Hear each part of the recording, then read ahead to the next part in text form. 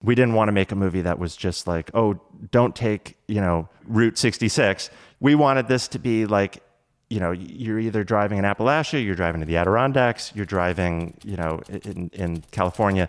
You will encounter the passenger if you're out late at night.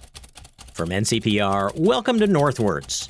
People, ideas, and conversations from and about Northern New York, Vermont, and beyond. I'm Mitch Teich. Support for the Northwards podcast comes from the J.C. Steiniger and M.E. McDonald Charitable Fund at Adirondack Community Foundation in support of the Adirondack Community Foundation, building stronger Adirondack communities. Lately, I've been watching Tales from the Crypt. Did you ever watch Tales from the Crypt on HBO when it was called Home Box Office?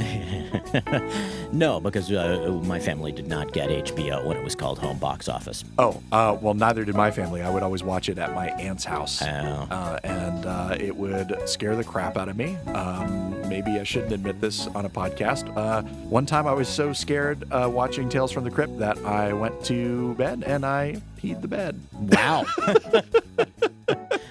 How old were you at this point, Ethan? Probably 7, so too young to be watching Tales from the Crypt. Yeah, that was probably too, but your aunt was only too happy to oblige? Well, she was the cool aunt.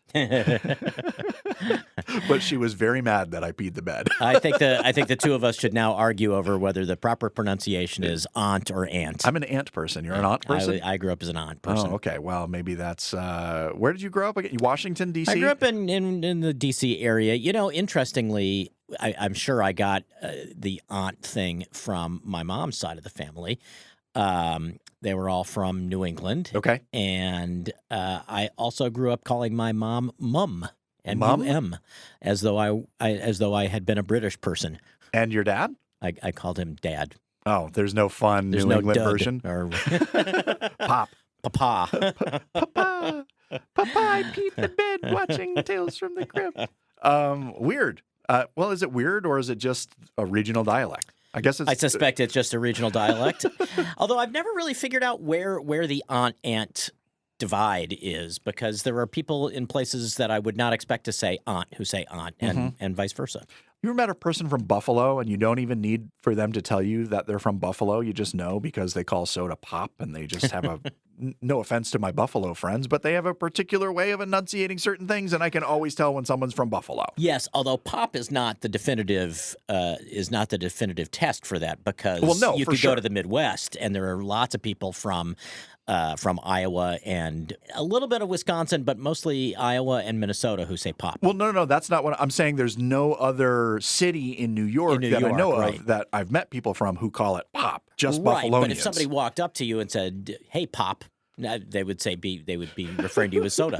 No, if you were calling me very old. Right, exactly. If you were in conversation with somebody and they said they needed a pop, first, you might want to hit them. Secondly, you wouldn't necessarily know they were from Buffalo unless there was some other indication, like what are the other indications that someone is from Buffalo? All of the people I know from Buffalo are either very tall or very small. There's no in between. I've never met a normal height person. Never met a 5'10" guy from Buffalo? No, I've only met 5'4" and 6'3" guys from Buffalo. That's interesting. It's true, I swear. Also, I'm probably exaggerating or lying, but for the purposes of this and they're all carrying their wings around with them. They do, yeah. They can't stop talking about it. Did you see my wing? Anyway, and they're beef on weck. Beef on weck? Is that what? What is that? I think beef on weck is a Buffalo thing. It's a roast beef kind of sandwich on a particular kind of bread called. So yeah, weck, W-E-C-K. It's like Rochester and Buffalo. Beef weck. We're Googling really fast. Yeah, beef on weck. Okay. And I forget what weck is short for. Do you know Weckenheimer? I don't know. Wexworth? Weck? Do you know about Smack Barn Peewet? No, I sure don't. It's a UK thing. It's the peewet refers to the juice in a vat of peas. Oh, that makes sense. Sure. It is a sandwich because they're heavy into the mushy peas in England, and listen, I don't know why. I love mushy peas as much as the next guy, but what is the appeal? Man? Well, I don't know. I don't know what it is. I just like it. Anyway, are you as delighted by it as the British are? Well, I wouldn't say that I'm delighted by it. Oh my God, I have mushy peas. Thanks, Mom. I'm not. Thanks, Mom. Papa. This week, I've been getting back into watching Tales from the Crypt.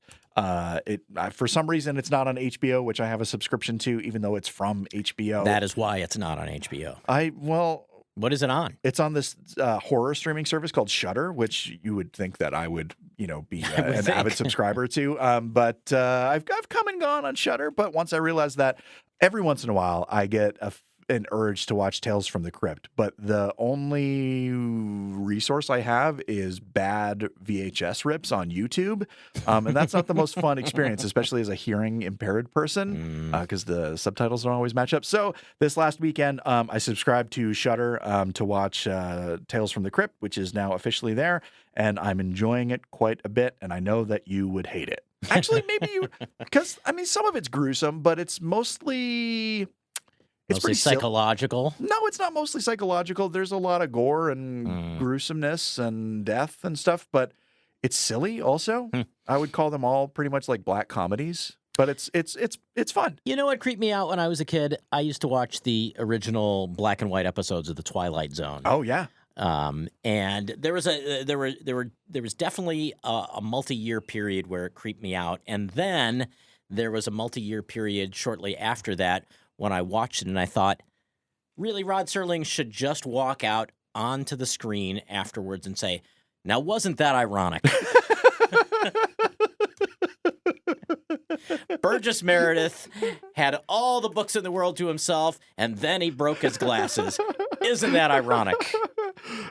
Let's give Rod Serling that piece of advice. We'll go back in time. He was from Binghamton, I believe. Yeah. So he might have had his own beef on weck. He probably did. And he smoked a lot. So did he taste it? Who knows?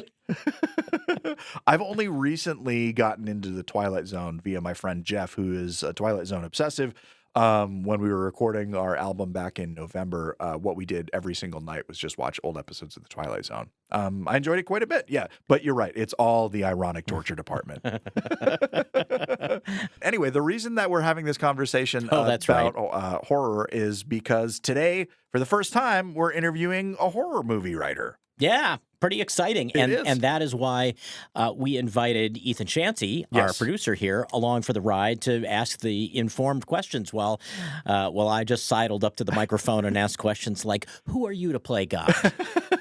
Me and Mitch tried to play the good cop, bad cop in this interview. I was really the good cop, clueless cop. Kind of, yeah. Because I'm a big horror fan. Mitch is not a horror fan in any way, shape, or form. Probably the last horror movie that you saw in the theater was The Blair Witch Project in 1999, which I also saw in theaters, but I was 10 and you were... And I was 30. Right. So today we're talking to a writer of a new film out today, actually, through Paramount. It's called Passenger. It's a haunted road trip story. And Zach Donohue's dad reached out to us. Zach Donohue, originally from Ticonderoga before he moved to NYU and then out to LA to get his start in the film industry. And we had a great conversation. And Zach Donohue, thank you so much for joining us. Thank you for taking the time. This is kind of a format breaker for us. Most of the time I do the interviews, but Ethan is our producer here, and he is really the horror movie expert on the staff. And so it would have been a huge waste of his talents not to allow him to kind of run the show here. So, Ethan, I'm turning things over to you, and I will ask appreciative questions as we go. Okay, thanks, Mitch. Zach, super glad that you're here. And I just to get things started, can you tell us a little bit about your upbringing in Ticonderoga? And just for like total transparency, the reason that we connected with you is because of your dad, which was awesome. Yeah. No, I moved to Ticonderoga when I was 5, I'm a proud upstate New Yorker. When I was growing up, my dad, he introduced me to horror movies, and that's kind of where I really kind of gravitated towards the genre. And he used to shoot these movies with a Super 8 camera in the 70s and 80s with a lot of his close friends. And when I was little, he still had that camera, and we would just kind of shoot all around Port Henry, Ticonderoga, all the kind of local towns. Find these like kind of like, I don't know if you've ever been to Fort St. Frederick. That became like a big location for us to shoot stuff at. And we would make these like 5-minute horror movies, Vampire Virus was one, Haunted Dreams was another. And, it was just, it was fun. It was a great way to spend time with my dad on the weekends. And, we would just watch horror movies. And, when it came time to, decide what I wanted to do for college and whatnot, it was kind of an easy answer. I want to keep making horror movies and, just kind of chase that dream that I was, kind of wandering through cemeteries with my dad for much of my childhood.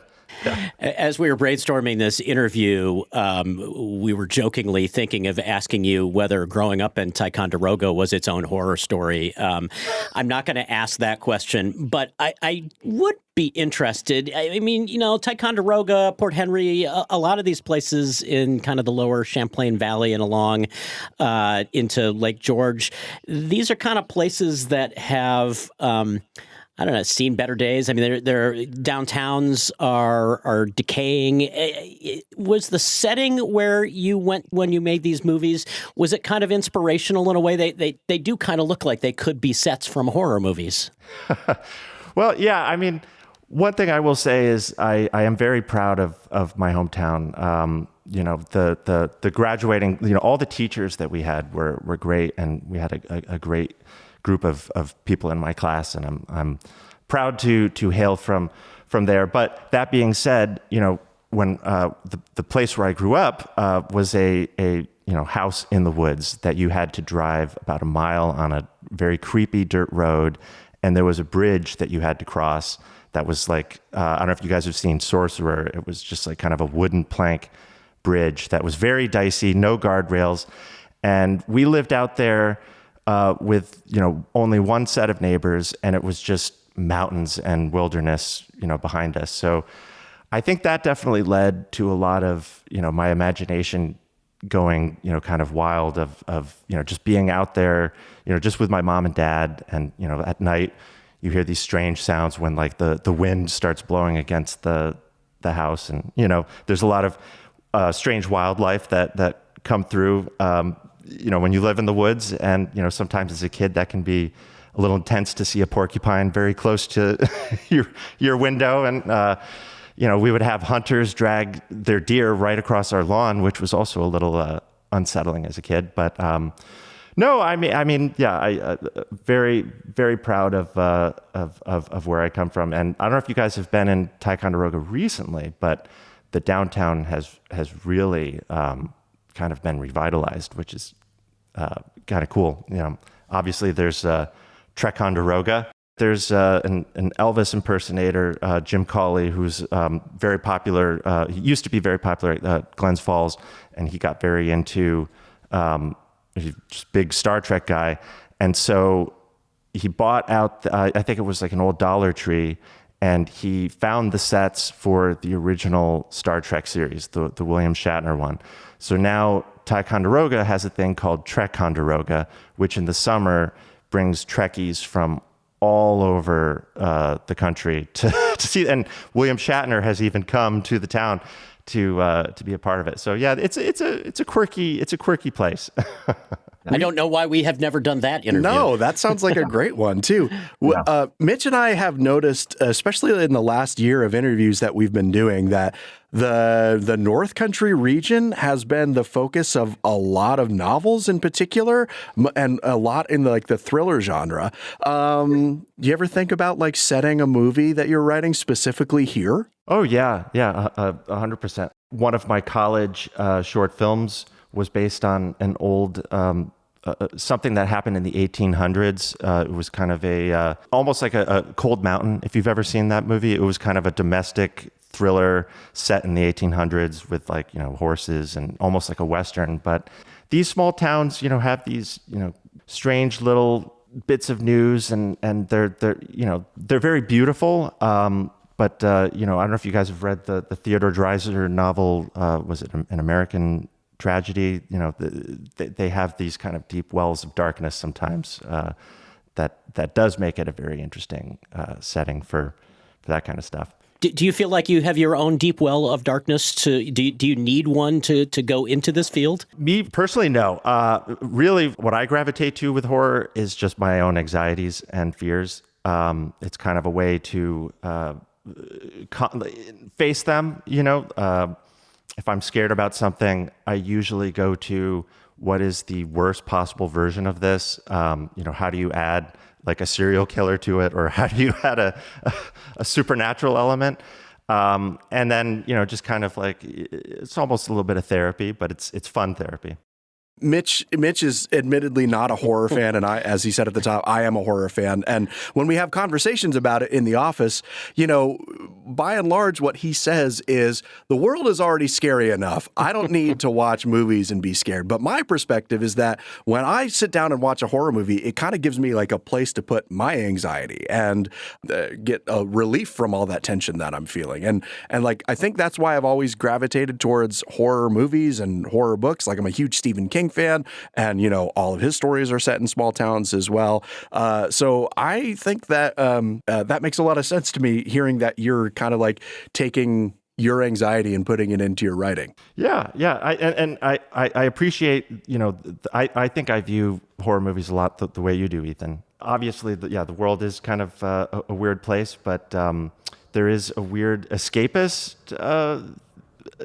aspect of kind of consuming horror. But I tend to kind of gravitate nowadays towards, movies that maybe some of the characters get out alive. Not go so bleak, but yeah. Well, speaking of, I watched The Den last night, and it was disturbing. And what spoiler alert, a horror movie that's disturbing. What I really appreciated the most about it, Zach, was that you kind of give us like this false sense of security in the opening scene where, this girl is on a version of Omegle or chat roulette or whatever. And the very first interaction she has is like that jump scare. And so the jump scare with the ghost in the closet. And so, I was thinking that, the movie's going to be filled with these kind of things. And it was not that at all. Well, yeah, talk about like that movie, is kind of my, that was a bleak movie. Yes. I felt no hope at the end of that. So to hear you say that you're kind of like getting into a place where you want at least one character to survive is maybe that's a sign of growth. Well, with the opening of that movie, like you're talking about, the opening jump scare, wanted to kind of build off of this idea that, every aspect of that movie is someone trolling her, and just kind of take that initial, the kid who trolls her at the very beginning and walk that to the most extreme version of. Yeah, you certainly did. Do you see your movies? I mean, because obviously that sort of plays into the fear that or anxieties that a lot of us have just about our online lives. Do you see your interest in horror as a genre as kind of a reflection of the anxieties of the particular times? I mean, obviously when you were growing up and making these movies with your dad, the kinds of things that you would be anxious about would be different than your online presence. It's a little bit of both. It's a little bit of, trying to think about what is a current fear, but then also trying to think of what is an evergreen, what is going to be like kind of a timeless scare. And, like a movie like It Follows, to me, I feel like kind of is the perfect example of kind of like, if you saw this movie in the 70s, it would be scary. If you saw this in the 80s, it's scary at any period of time that you watch it. Is there a line when you're writing this stuff, or even in the stuff that you enjoy watching, this sort of balancing act that you have to go down between scaring somebody in a believable way and in an unbelievable way? I mean, I was thinking about this in kind of the same way I think about science fiction. At one level, you have to like make sure that your audience can identify with what's going on, but in maybe an unbelievable way. Does that make sense? Yeah, no, totally. And I think that there's horror movies that do both. Like there's obviously, kind of the campier horror movies like Evil Dead that are just so over the top and not grounded. But, I love them. Everyone loves Evil Dead. But, they stretch the bounds of what's real. And I think that's what's so fun about them. But then there are movies that are, just very grounded, and you're seeing that a lot now with, movies like Undertone, or going back a little bit, Blair Witch and Paranormal Activity, where it feels real and you're putting the audience in that, like, this could be you mindset, which is also very fun. And that's what I love about horror, is that there's so many different, like, subgenres of horror for anyone and for any mood of the day. Like, if you're like, for me, if I need, like, a little bit of a cheer up, I pull a one of the more, zany horror movies, like a campy slasher, from like the 80s. But if I'm like, more in a more meditative state, I'll reach for an Ari Aster, movie, or if I want to just kind of like, it's a cloudy day, I just kind of want to live in this, that's when I'll go for those, like, really dark, gritty, grounded ones. There's definitely been some times where I'm feeling like, I want to feel really bad about my life in the world. So I think right now is the time I'll revisit Midsommar. Yeah, that sounds like a lot of fun. But yeah, I often grab it. Like, I'm just as comfortable putting on like The Simpsons to chill at night as I am putting on like Jason Takes Manhattan. I think they're both like equally calming for me. Yeah. No, Sam, at the Friday the 13th series, like, having those on in the background, or just, putting them on a Saturday morning is, that's... Man, I'm totally there with you. You mentioned the theater just a moment ago, and so it got me thinking about the really impactful horror movie theater experiences that I've had. Like, I think a lot about the first Paranormal Activity movie that came out, and I was thinking not too long ago about how that was one of the last sort of like almost cell phone free movie theater experiences that I had, because people had like the iPhone, but it wasn't like ubiquitous. And so everybody in that theater was like really locked in. And, watching it at home didn't have the same effect. But like, I remember just feeling the tension in that theater. And when it finally broke, when bad things started to happen, like, everybody's hair was standing on end collectively. And it was such a unique experience. Do you have any horror movie experiences in the theater that resonate with you like that? Oh, 100%. I mean, that movie, Paranormal, 100%. I had the same experience. And what was also cool about that one was I saw it in a slightly less packed movie theater, which, a lot of times people are like, you see it in a packed theater, but when you find a really late night showing and you're just in the theater with like a couple other people, you kind of go through like a weird, kind of cosmic experience of like, whoa, we just saw something really earth-shattering. When I was really young, Blair Witch Project, I saw that in the theaters with my parents. How old are you, Zach? About to be 40. You're about to be 40? Okay, so I just turned 38. So I saw that movie in the theater with my mom when it came out. And the first time I saw it, I hated it because I was really like steeped in like Friday the 13th and Nightmare. And it wasn't until later when I rented it on DVD that I was like, oh my God, this is one of the scariest things I've ever seen. Yes. And as a kid, did you feel the same thing where you thought it was real, just in terms of how they were marketing it? Yep. You mentioned these movies and the phones, and it's kind of an incredible thing that Blair Witch and Paranormal, pre-social media, were able to get such huge word of mouth and buzz, and when you look at a lot of movies nowadays, it's a lot of promotion through the phones and TikTok and people being like, oh, you have to see this movie. So it's kind of an awesome miracle that these older movies just built so big just from people being like, you have to go to the theater to see this movie. Where do you think Passenger fits in all of the many subgenres that you were talking about? Oh, it's a roller coaster ride. It's meant to be seen on the biggest screen with the loudest Dolby mix. Hopefully, if your theater has one, it's a movie like I was just saying, see it with a big audience or see it with a small audience. It's a spooky, scary, nonstop, foot to the pedal movie that I think is just a really fun watch that I would put in the the same camp as like if you enjoyed seeing Insidious or The Conjurings or It, like it's got that kind of popcorn feel of just being a fun experience at the movies as a horror movie. Passenger is this original flick. And with so much of our movie theater experiences being dominated by, adaptations and legacy sequels and requels and mining like IP, it's pretty rare to see something that's like wholly original,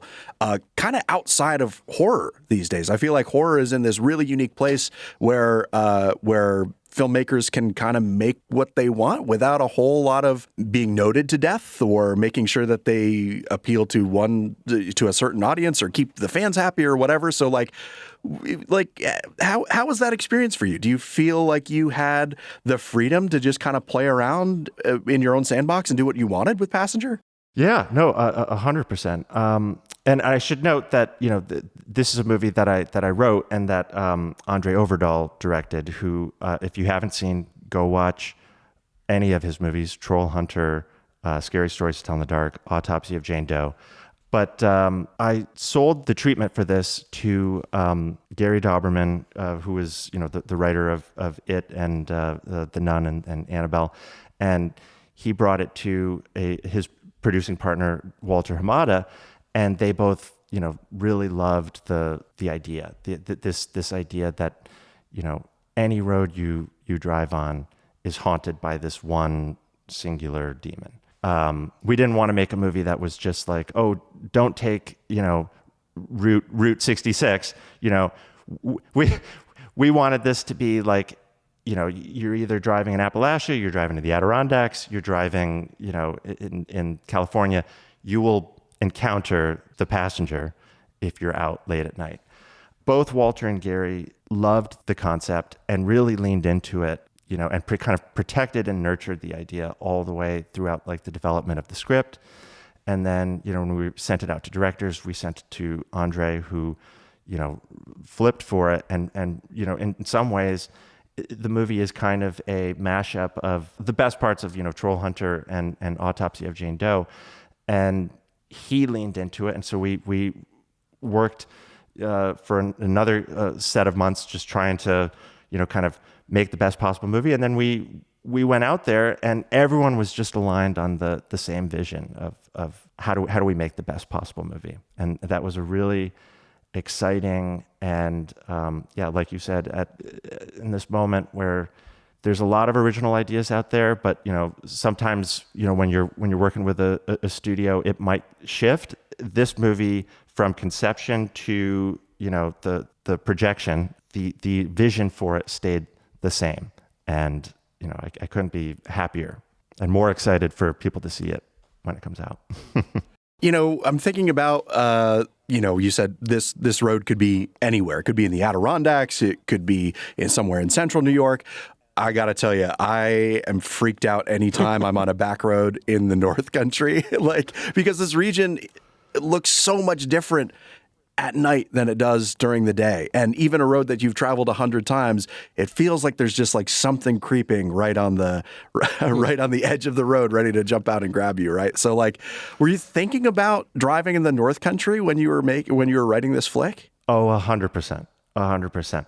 I mean, like a lot of the, the genesis and the inspiration for this was, not only driving the dirt road to get to my house, but going to see friends, and you're either coming home from a friend's house and you're taking that back road shortcut, and just the trees are just kind of skeletal at certain times of year, and you take a corner and you see something and your eyes kind of play tricks with you. Yeah, I was very inspired by the Adirondacks.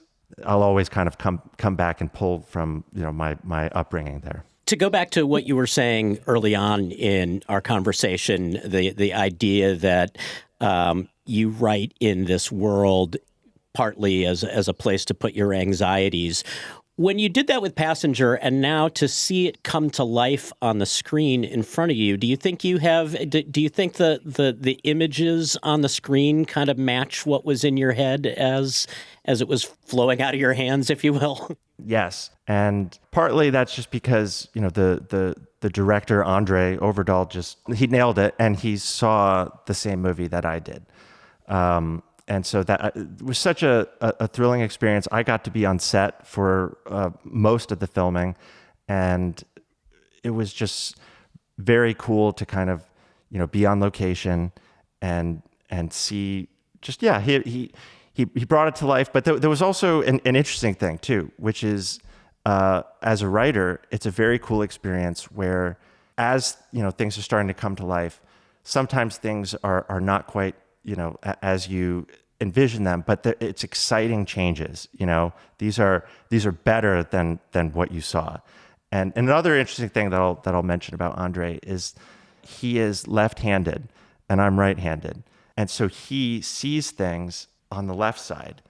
So when I wrote like a certain scene of like, okay, the car is gonna go this way or whatever, when we're actually blocking it, he always kind of brought this interesting spin of like, well, no, I think I should go to the left side of the road, or I think this should be over here. And just kind of thinking outside of the box in that way is just, I think he brings such an interesting approach that really, really is inspiring. And I learned a lot. I've made a movie, 10 years ago, but here's someone that's made a couple studio movies for way bigger budgets and working with much bigger crews than what I had. It was a very kind of once in a lifetime experience to be working and kind of seeing how it all kind of coalesced. Yeah, that kind of answers one of the questions that I had, which is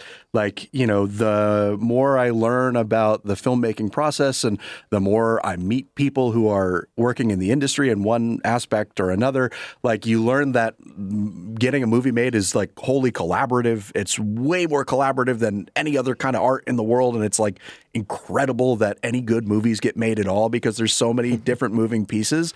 And so, it made me wonder, like, as a screenwriter, do you have to just hope that the thing that you've written will be good when it's on the screen? Or you just have to it's a leap of faith, right? Leap of faith, exactly. Yeah, you just have to hope that it's going to turn out okay. But it sounds like in your experience, you had the opportunity to remain a little bit hands-on and not just send it away and just hope and pray. Yeah, I was very, very lucky that they kept me around. But what you're saying there is that movies are a miracle to get made. I moved out to the industry in 2011.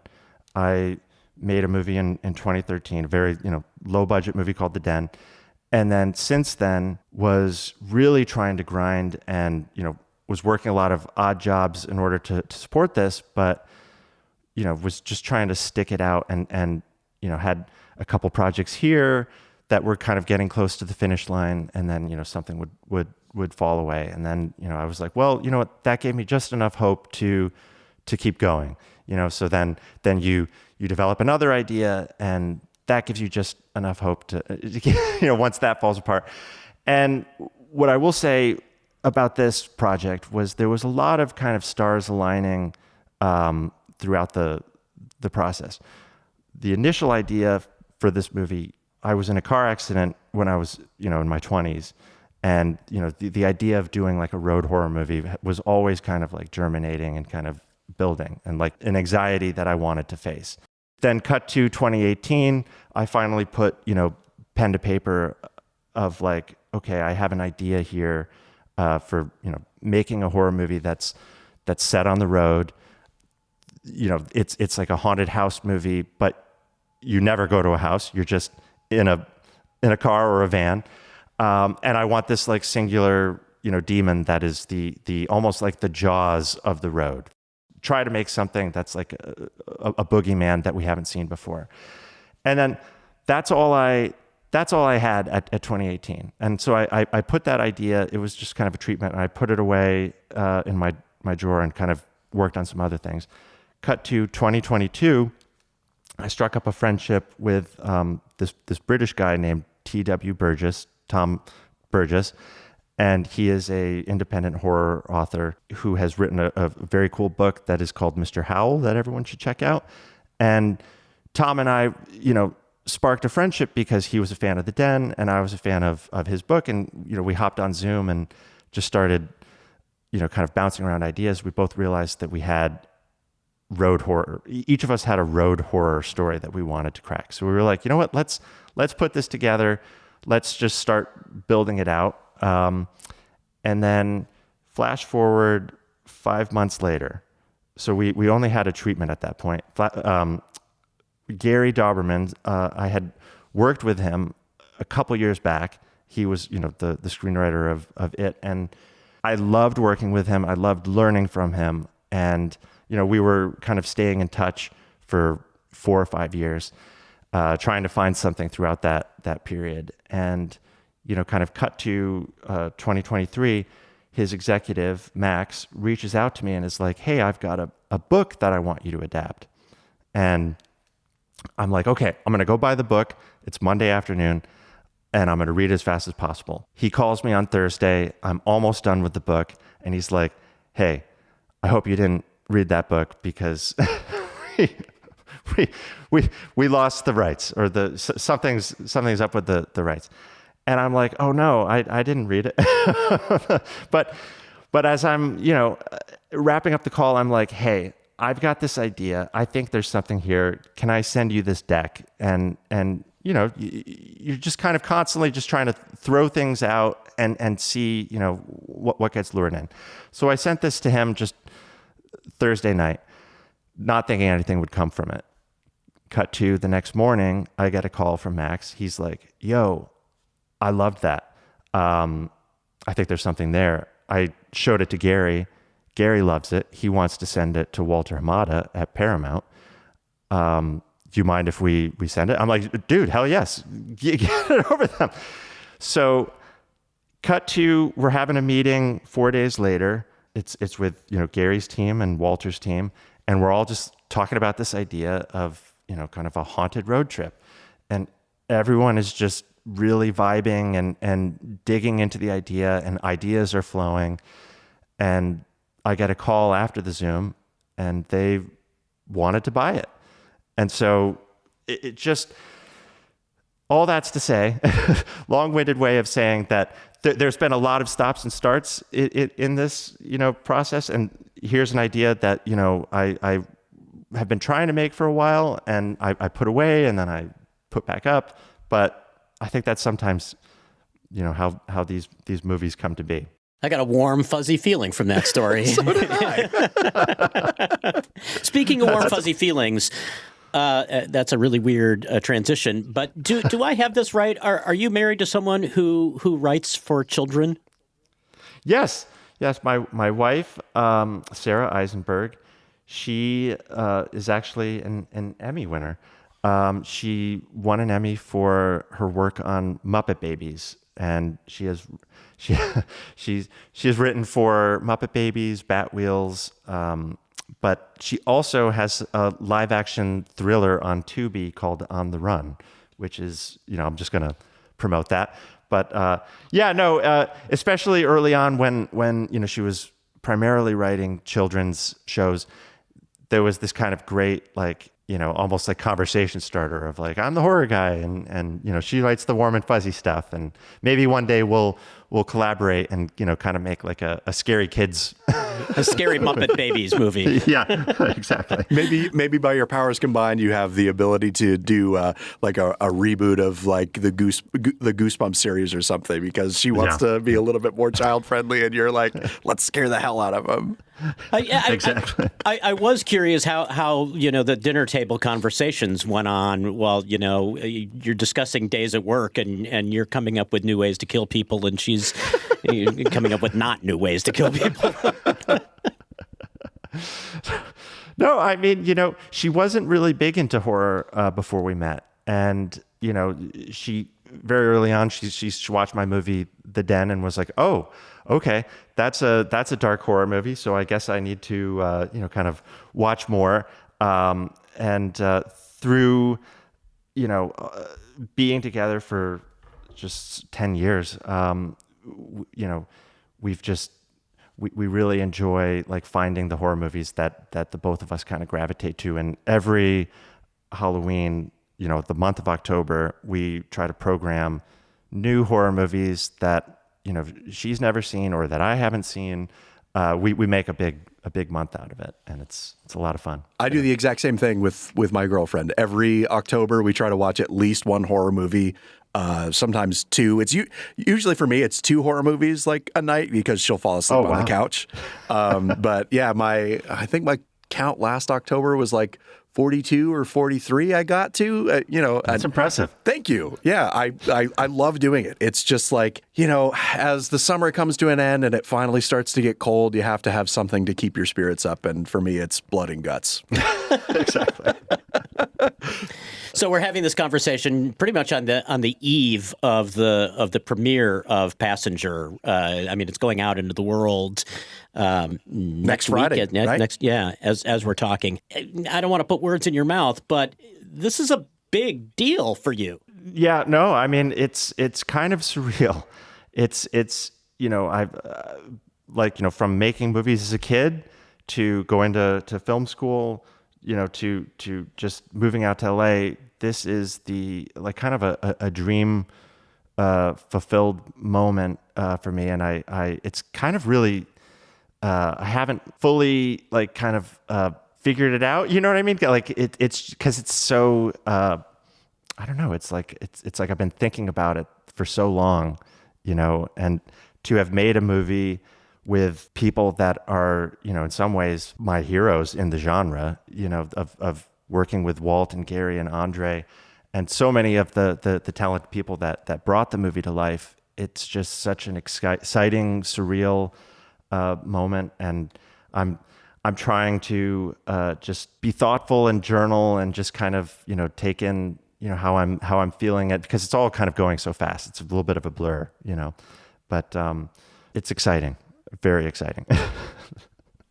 Well, it's exciting to hear you talk about it, and Zach, congratulations! It's really, it sounds like a well, it's nice to hear a North Country guy done good story. Yeah.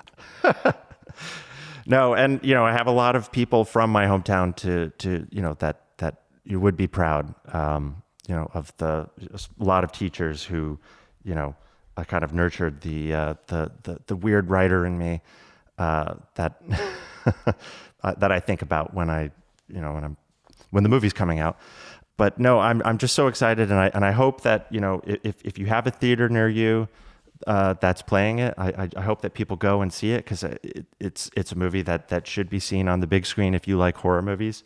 It's a good way to start the summer, because it's opening Memorial Day weekend, and the movie is about a road trip, and it's just kind of the perfect way to to embark on your summer. To give yourself one more anxiety before you head out on the road trip. The road trip, exactly. Hey, Zach, before we let you go, I threatened to ask this question over email, so I'm going to make sure that I ask it. Top 5 horror movies of all time. Okay. And I sometimes shift, but these are the ones that I'm feeling right at the moment.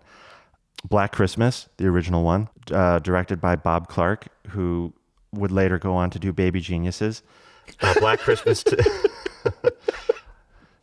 Thank you for that spit take.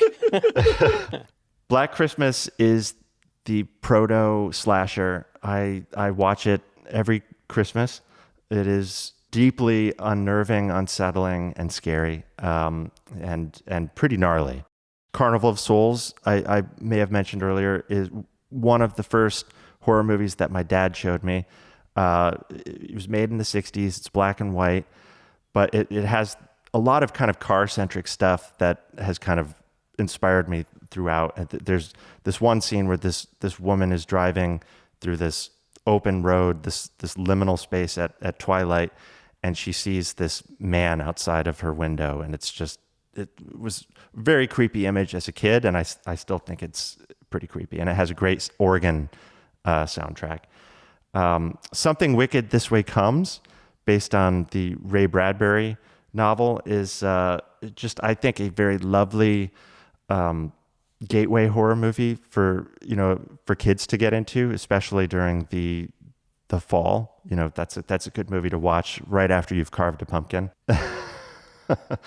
The Shining is kind of an all-timer. That is a movie that I can watch over and over again, and I'll always find a new detail that I hadn't seen before. And I think, talking of Ari Aster movies, that's one element of Hereditary and Midsommar, that those are very Kubrickian movies where I think if you watch them, there's a lot to kind of get from them and multiple repeat watches. Yeah.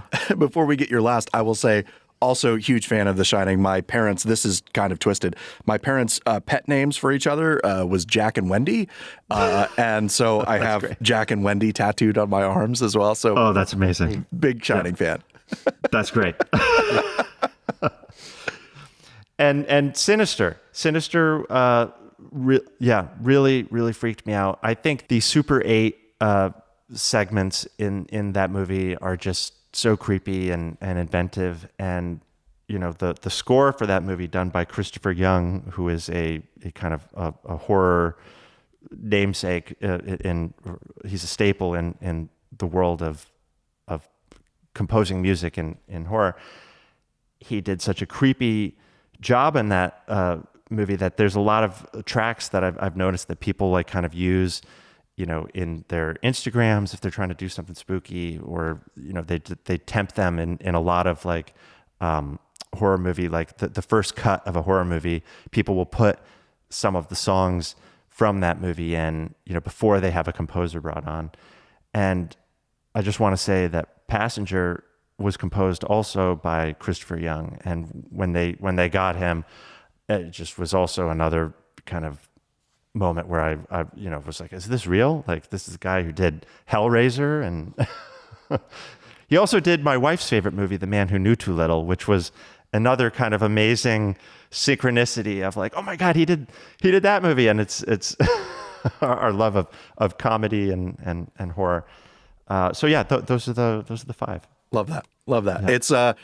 I love asking that question to folks because, I love seeing where there's intersection, but so often it's completely different. Like my top five is completely different than yours. Not a single one is shared. So I love that. Oh, wow. Yeah. Now I need to know. Go for it, Ethan. Okay, sure.